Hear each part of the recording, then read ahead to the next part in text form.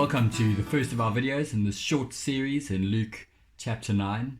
Over the next few weeks we're going to be looking at Luke 9 verse 1 up to verse 50, which ends the first half of Luke's Gospel. Luke's Gospel divides at Luke 9 verse 51, where we see Jesus setting his face for Jerusalem, heading for the cross. And that dominates the second half of Luke's Gospel. But here in this section of Luke 9, Luke pulls all the strings together. And so we're going to have a look at this passage as always, digging in, trying to understand what it means so that we can teach it well to others. As always, I encourage you to take some time to pray, ask God to open your eyes to see glorious truths about him in this part of his word. And then pray for those who you're going to be teaching, that you would be able to teach them well, help them to be able to apply this truth to their lives so that they will live for God's glory alone. Well, I'm going to highlight, as always, the things that I've noticed in this passage. I encourage you to read through the passage a few times yourself just to try and notice things. But in focus here, we see Jesus with his disciples. They're called the 12 or the apostles, or his disciples throughout this section. Sometimes they are referred to in person, one specific disciple. So there you've got Peter. So the disciples are a key character within this section. In the first part, we see a bit of repetition about the miracles that Jesus, all the 12 are doing. So driving out demons and curing diseases. We see they're healing people everywhere. So Jesus sent the 12 out with the power to do that. And then when they return, they speak about how they had healed those who needed healing. But what we also see is this repetition of he spoke about the kingdom of God. He told them to go and proclaim the good news, which is good news of this kingdom, to proclaim the good news of the kingdom of God. And so just picking that up, it's also a theme here, the kingdom of God. And Luke is setting up Jesus here as the king of this kingdom. Another character who we see, the crowds are portrayed as a character.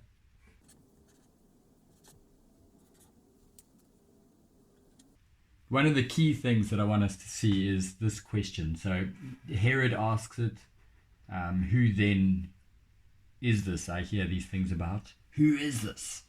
And then the crowds, Jesus says, who do the crowds say I am?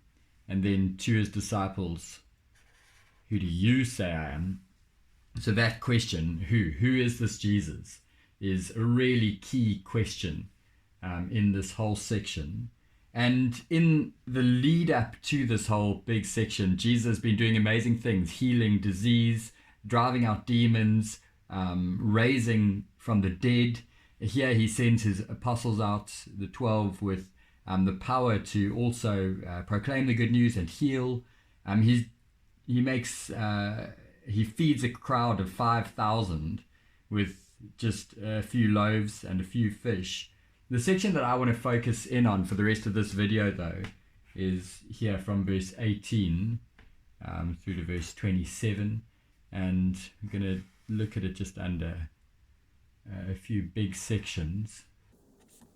The tool that I used mostly just to focus in on this section and see what's happening in narrative, it's often good to look at a bit of a narrative plot arc, where you've got your setting, some sort of conflict is getting set up, you get a point of climax, and then some sort of resolution takes you to a new setting. And in this section, so your setting, we see at verse 18a, Jesus is alone in private praying with his disciples. So there's your very basic setting. The conflict is Jesus' question to his disciples: who do the crowd and who do they say he is? So 18b to 20a is your conflict. Just setting up from everything that we've seen up till this point in Luke. Who do the crowds, who do the disciples say Jesus is? The climactic moment comes when Peter says in verse 20b, you are the Christ of God. You are God's Messiah. You are the one that we've been waiting for. You are God's forever promised King. So that brings us to the climax. But very interestingly, the way this resolves from that climactic moment is different to, I guess, what the disciples would have imagined. Verse 21 all the way through to verse 26, we see Jesus first explaining what it means for him to be the Christ, and then explaining what it looks like for them to follow the Christ. And then your new setting comes in verse 27, where this transitions us out of this section into the next section, the Transfiguration, which we'll look at next time. This type of structure is just often helpful to see where's the focus. You get to this climactic point, you are the Christ of God. That is the focus. But now, what does it mean for him to be the Christ? Is worth fleshing out. And Jesus moves from that point. He says, firstly, he strictly warned them not to tell anyone. Why does he do that? Well, it's because the time is not yet right. By the end of the gospel, Jesus is telling the disciples to tell everyone. This good news needs to be spread to everyone, everywhere. But right now, he says, don't tell anyone yet. The time has not yet come. And then he says, the Son of Man, we see that repetition here. The Son of Man must suffer. Okay, so you're a Christ who must suffer. You're a Christ who must be rejected. You're a Christ who is going to be killed. And then on the third day, raised to life. Now, this must have been a bit of a downer for the disciples hearing this. Yes, I'm the Christ, but I'm going to suffer. I'm going to be rejected. I'm going to die. It's a big wake-up call for them about what it means for Jesus to be the Christ. But it's very important for us to pause just for a moment and consider what Luke is telling us, what Jesus is telling us by calling himself the Son of Man. In Daniel 7, it's worth going there and spending a bit of time there looking at what Jesus says about the Son of Man, or what Daniel says about the Son of Man, verse 13, 14 specifically, where we see the Son of Man is one who is given power and authority and dominion. All of that is given to Jesus. And then we see that his rule is absolute. The duration of his rule is eternal. The extent of his rule is universal. So we're waiting for this one with all power, this Son of Man who can approach the Ancient of Days, who's going to have all power, and he's going to have a rule that is eternal, that is universal, that is absolute. And then Jesus calls himself the Son of Man. He's saying, I am this Son of Man from Daniel 7.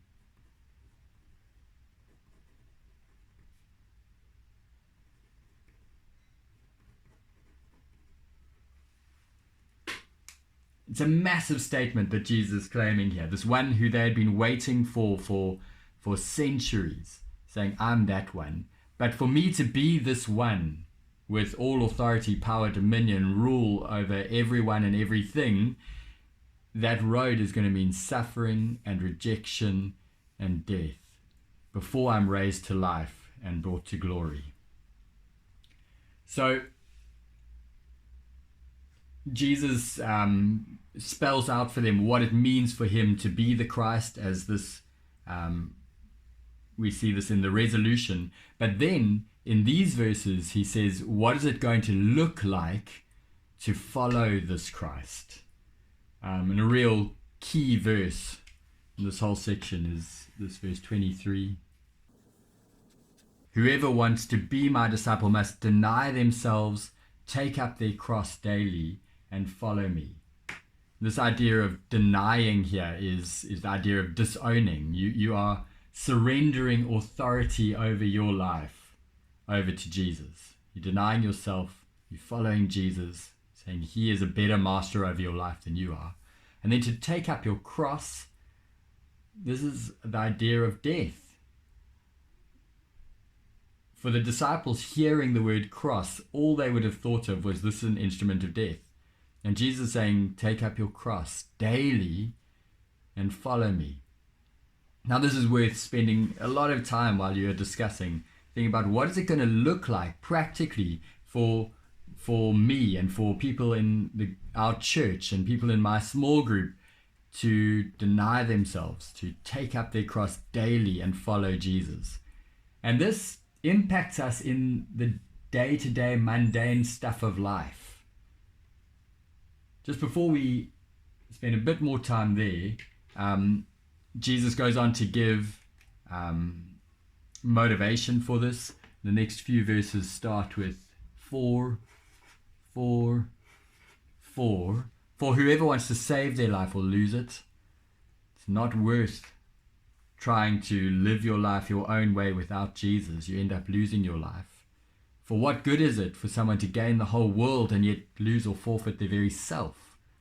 You can get everything your heart desires in this world, gaining the whole world, but actually ending up with nothing, forfeiting, losing your very self.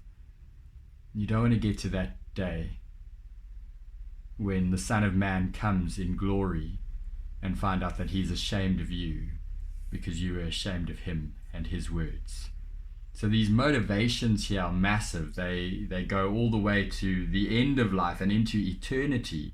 And Jesus saying, following me impacts your life now and echoes into eternity. And so it's vital that you follow me rightly. And I think at this point it will be worth spending a lot of time in your group fleshing out what that looks like. What is it going to look like for us to deny ourselves? So giving up our own desires and wants and needs and thinking, how can I use everything I've been given to follow Jesus?